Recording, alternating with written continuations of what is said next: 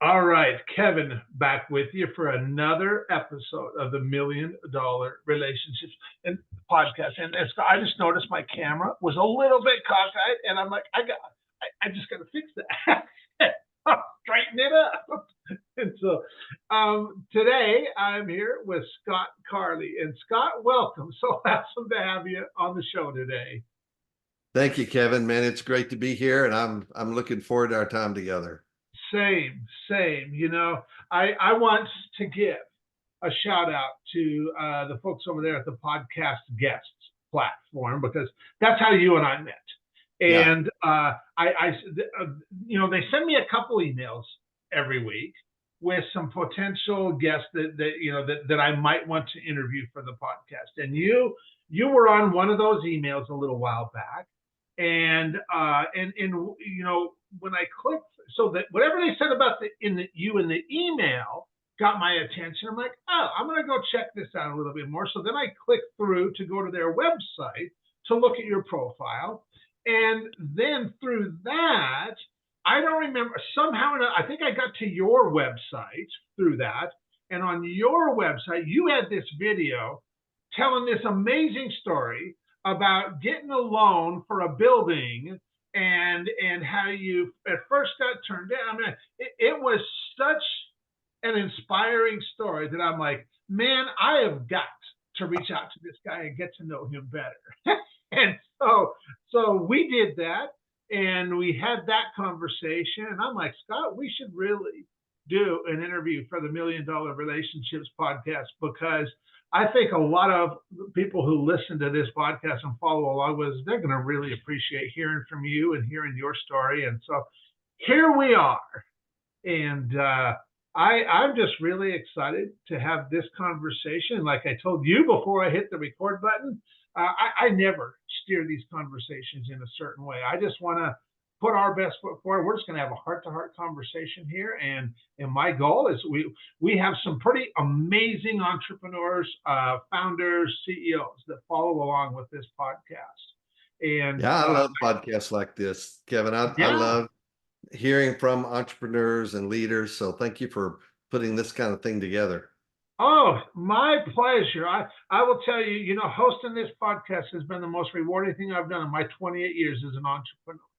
And so I think that probably kind of comes through loud and clear. I love doing this. And so what I'll do is I want to start by turning over to you, Scott, so we can set a little bit of context. So we can, I want you to share a little bit about, what you do, who you serve, what inspires you most about the work you do and the impact you're making. And we'll just start there, Scott. Yeah, well, that's a good place to start. Yeah. And occasionally people will say, how did you get into this coaching business? Where did that come from? And I always tell them, and I love to watch their faces, well, all my formal training is in theology. And they'll say, oh, okay. And I'll say, so here's what happened. When I left high school, I went to a private Bible college in Houston because I felt my call to ministry. And I spent a year there, and then I transferred to a college in Northern California, another private Christian college. And when I left there, I became an evangelist, a church growth consultant. And so I was a youth pastor in LA for a year. Then I was a youth pastor in Central Louisiana for a year. And then I started traveling, helping churches learn how to build their congregation. Most churches are a mom and pop organization that just, pop preaches, mom plays the piano, daughter runs Sunday school, the son runs a youth department in small congregational churches. But as I did that, it became very obvious that I just had some gifts for developing leadership and organization. And so real quickly, I went from just preaching revivals or special meetings into doing some leadership training for churches. And eventually my denomination asked me to give them 4 or 5 months out of the year to go into some of our startup churches and help them develop leadership. Kevin, I did that for 10 years. to over Wow. 350 cities all across this country. And so I've been doing this coaching and working with people since I was 20. Wow.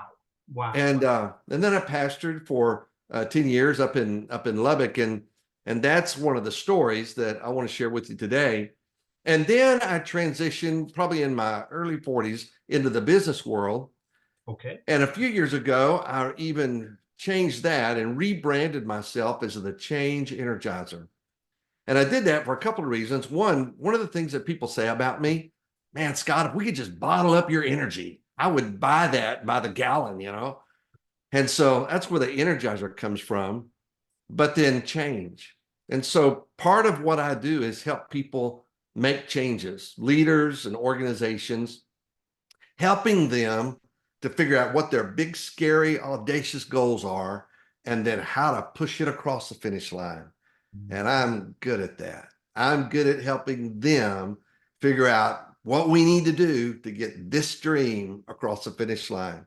So I do it with keynotes, I do it in breakthrough retreats, I do it in one-on-one coaching, and I'm still doing it, and I love it. I have a passion for it. I love entrepreneurs. I love leaders who have something they want and they just can't quite get there. I want to help them put it across the finish line. Wow. Wow. That is just in such alignment with that video that I saw on your website initially, before you even heard from me, that I was like, yep, he definitely pushed that across. Yeah.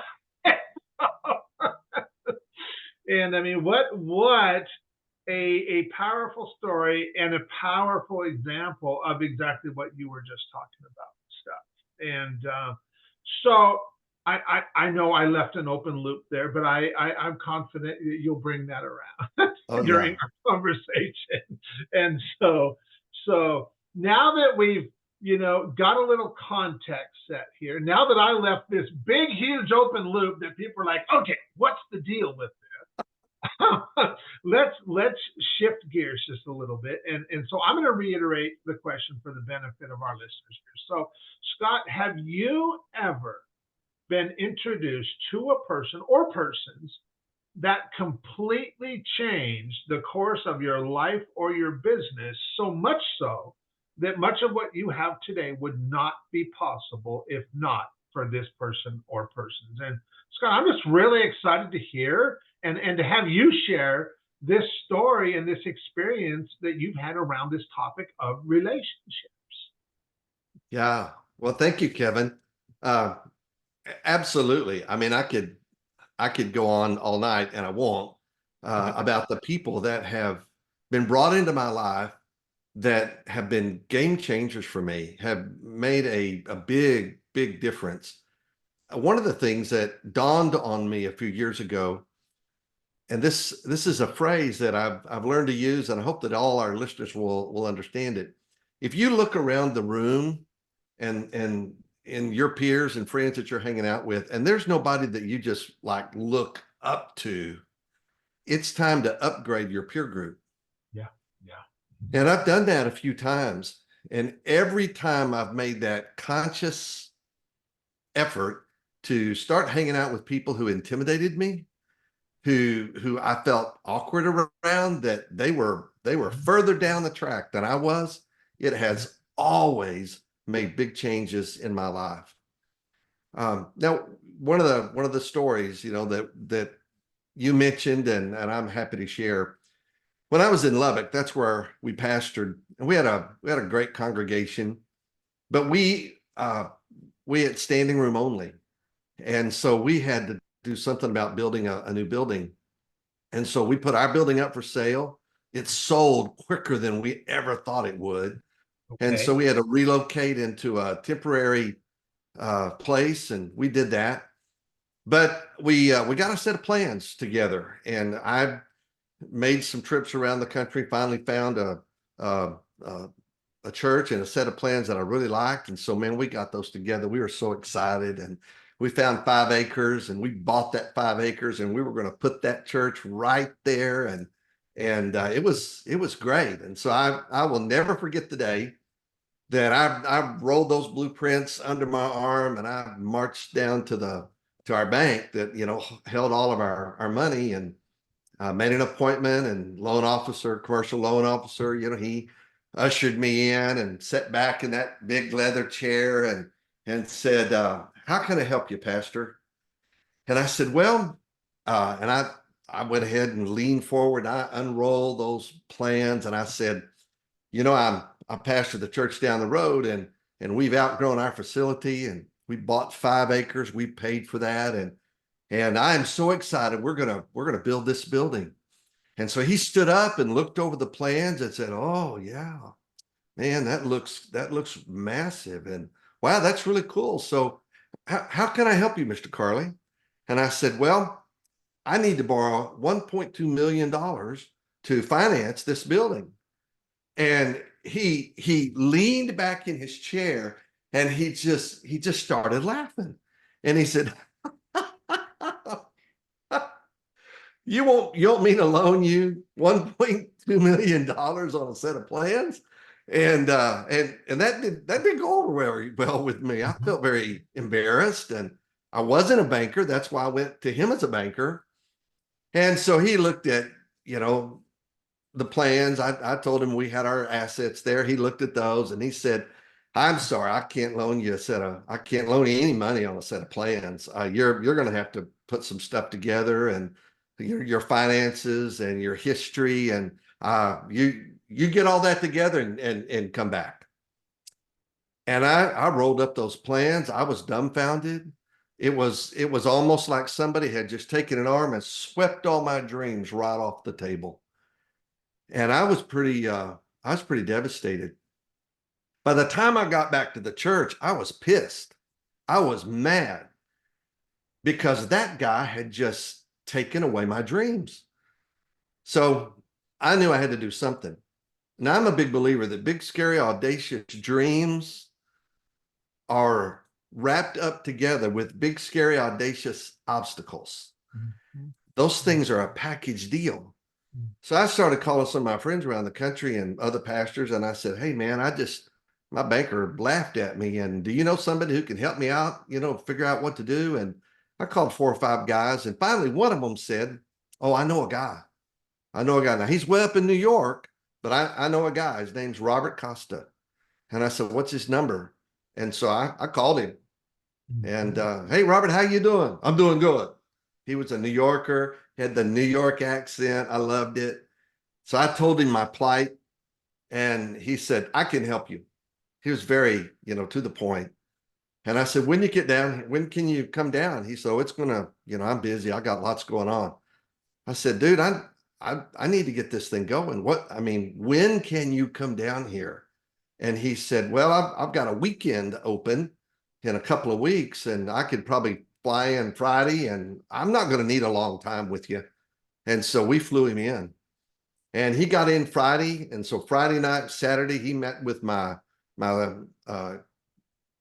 elders and my trustees. He met with my secretary treasurer, and boy, they poured over the books, and I don't have experience there. I didn't know what to look for. I didn't know what to do, but Robert did. And so he asked about, how long have you been here? What did you start with? How many people do you have now? And what are your future plans? And how big is this this sanctuary? How big is it going to be? And how many people will it accommodate? So I told him all of that. And so he poured over the books, pulled out the finances, asked a lot of questions. And then, well, he did tell me this. Let me back up a little bit. He said, when he flew into town, he said, the first thing I need you to do is get on the phone and book appointments with the 4 biggest banks in Lubbock. Okay. And I said, okay, book them for Monday. We need to go see them Monday because I'm flying out Monday evening. So anyway, that's what we did Monday. He had 2 pieces of paper.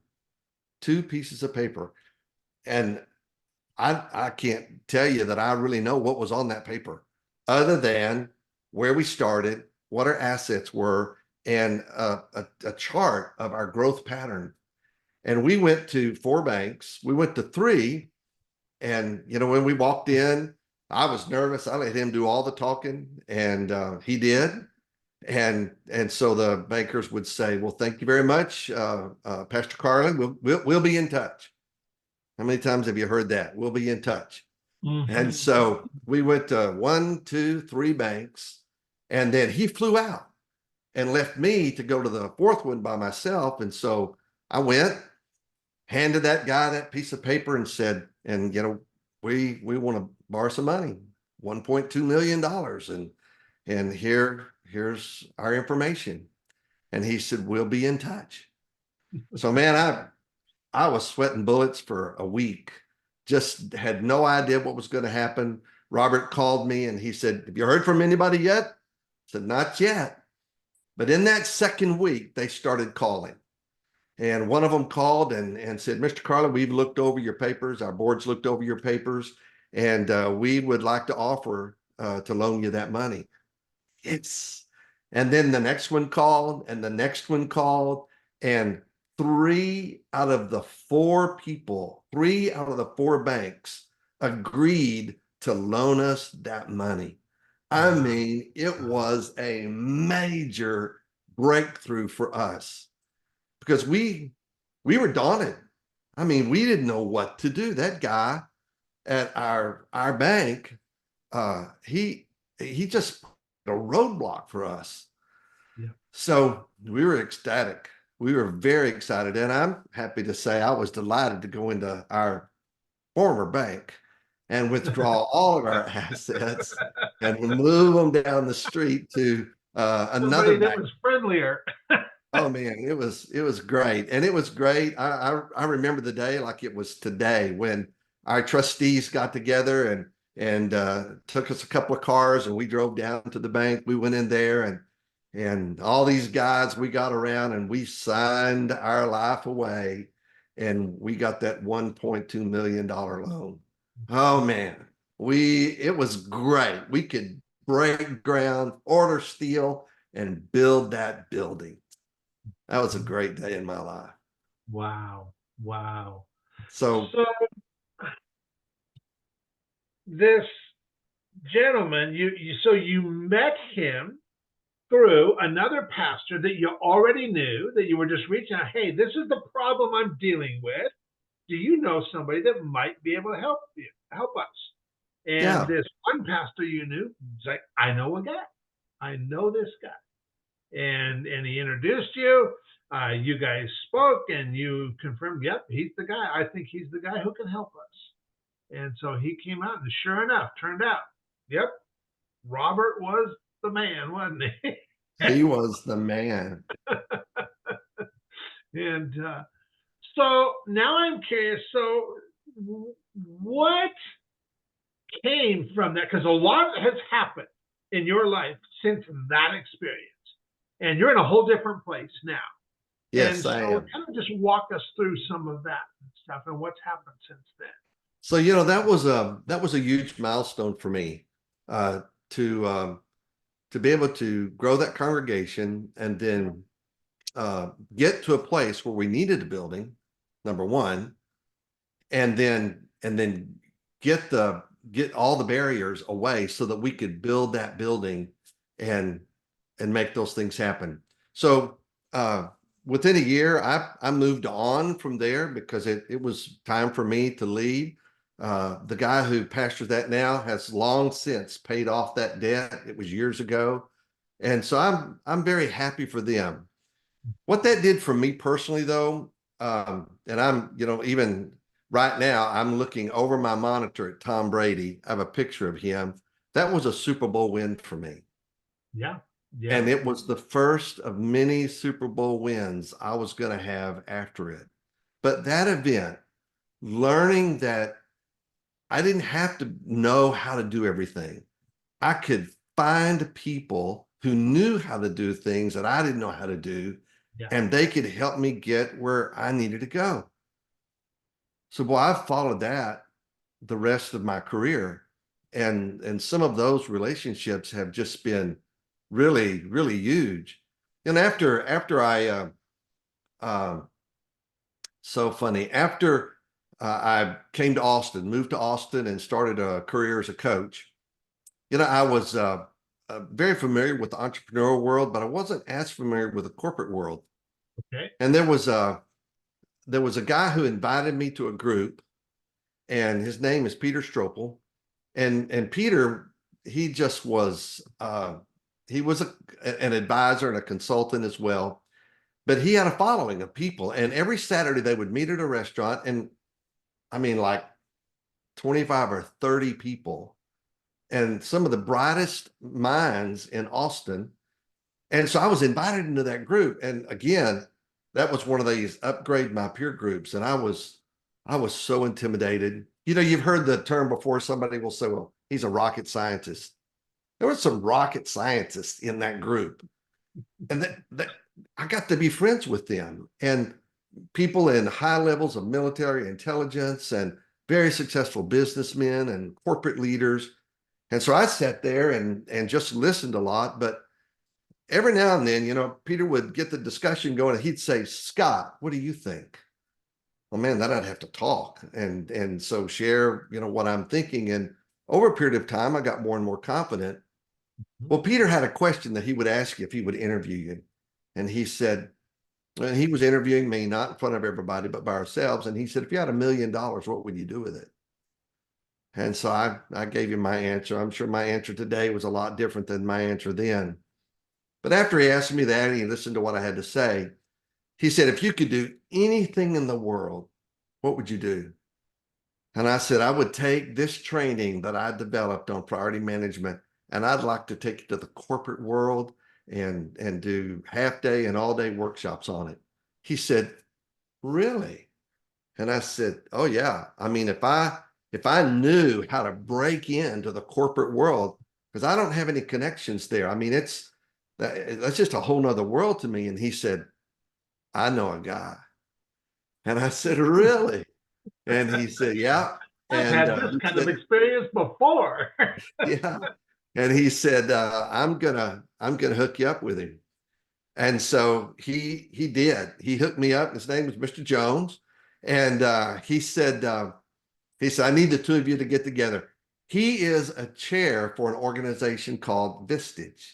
And Vistage has peer-to-peer advisory boards all over the country, and it's CEOs and key leaders just like you're looking for.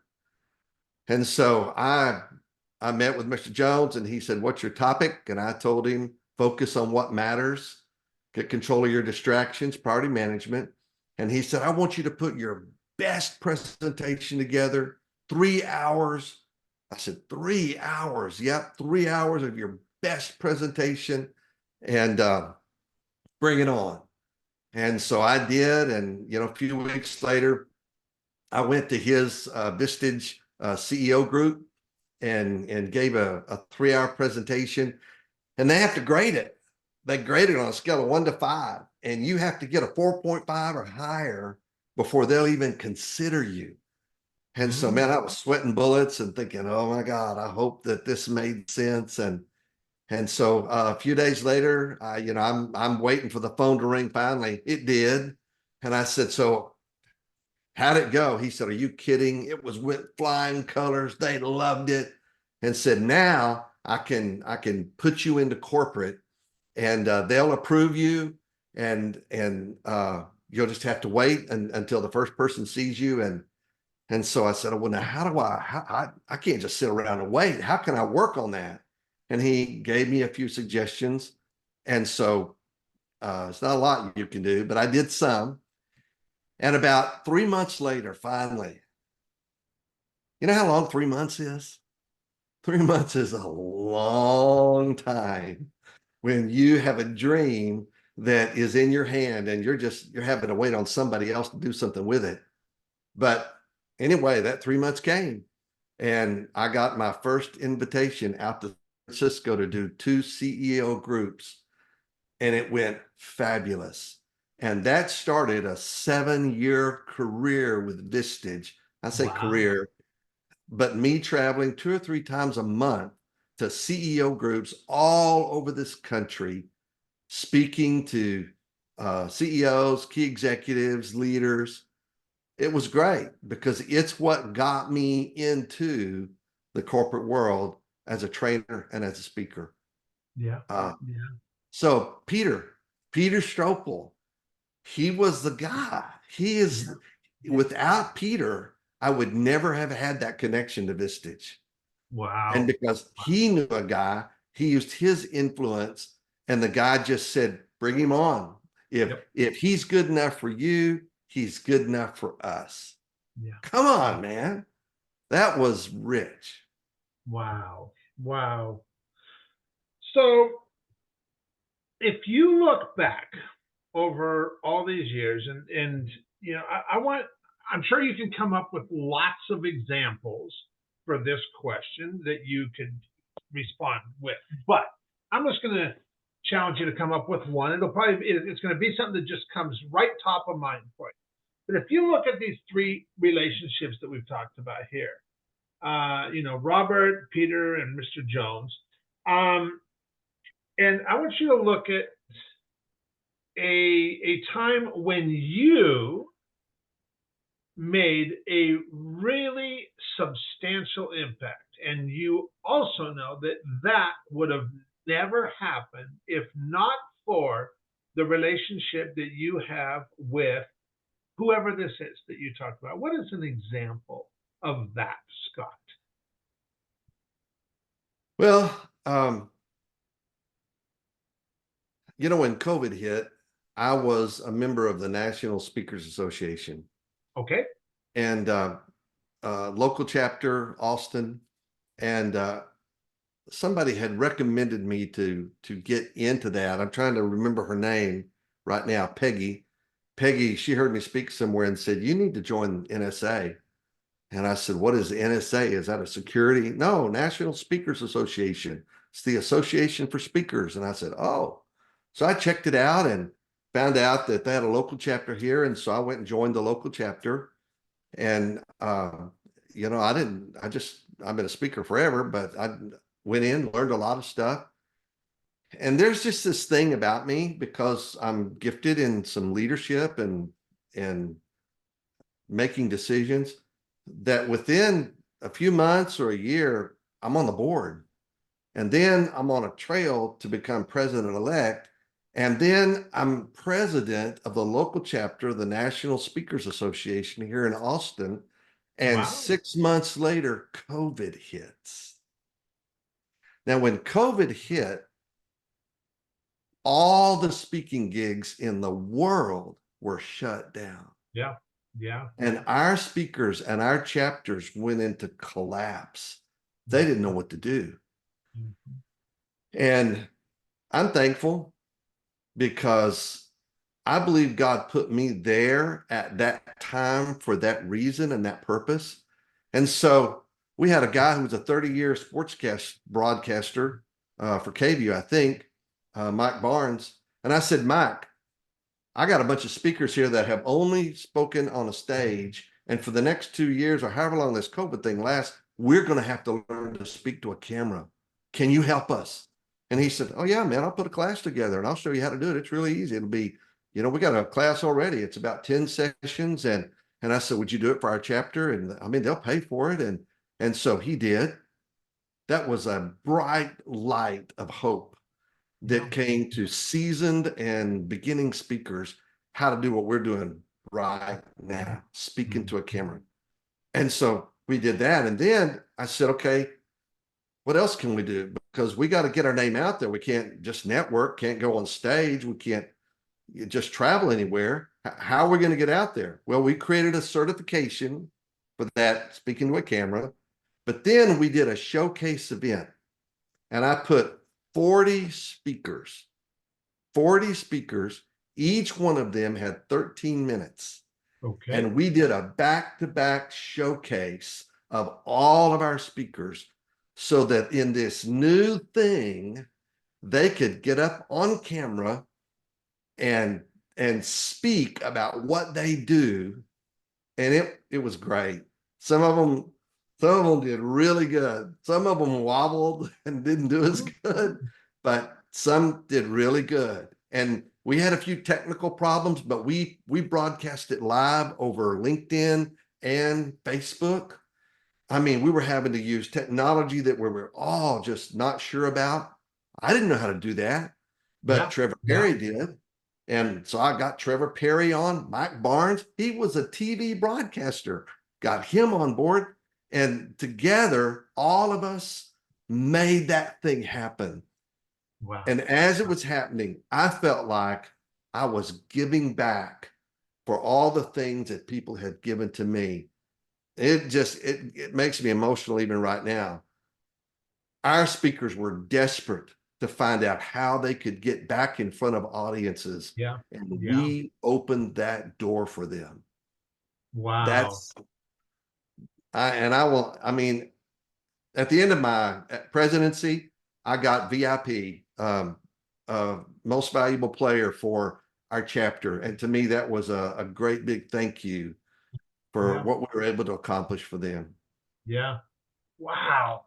That's powerful, and how you guys were able to incorporate technology and because I remember, well, heck, I had an event scheduled, an in-person event scheduled that I was supposed to be hosting in March of 2020, and that event did not happen, No, and they crashed. everything just came to a stop, just a screeching halt. And yeah, anybody who was a speaker who was traveling around speaking to audiences, whatever that looked like, whether entrepreneurs, whatever, that screeching halt right there, done, and you take away somebody's livelihood, and it's like, man, that's tough. That's tough.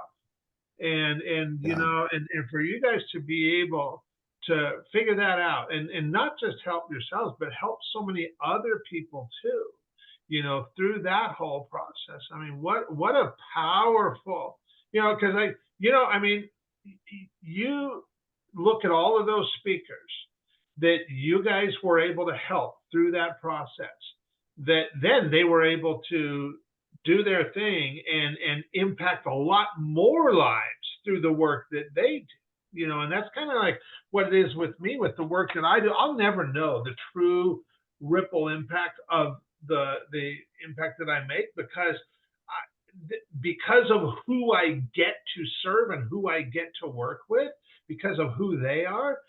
It's a massive impact, and it's inspiring just thinking about that, and most of the people that are the beneficiaries of the work that I do, they'll never know that I was there. They will never even know, but I know. You know, that's you know, right. and That's right. We were a cutting edge chapter.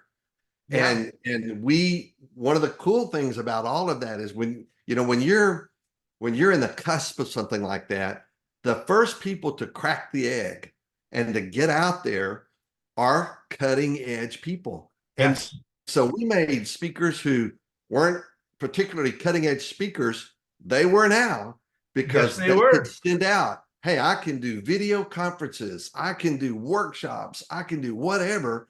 And here's what my reel looks like. And event planners, they were desperate. They were desperate too. And they Yeah, were looking for people who wouldn't embarrass them with technology, knew what they were doing. And uh, I'm really thankful. I'm really thankful that I was placed in that challenging position so that I could overcome that obstacle, get those folks across the finish line. yeah, yeah. That's my job, getting people across the finish line. That's I right. love doing that. What a powerful story. Well, so for anybody listening to this going, man, Kevin, I really like Scott. Man, I love Scott. I love the way he shows up. I love what he shared and stuff. And I'd love to find out more about the work that he's doing. How can they find out more about the work that you're doing, Scott? Is there any resources, any websites that we can include with the show notes and stuff? Oh, for sure. You can go to the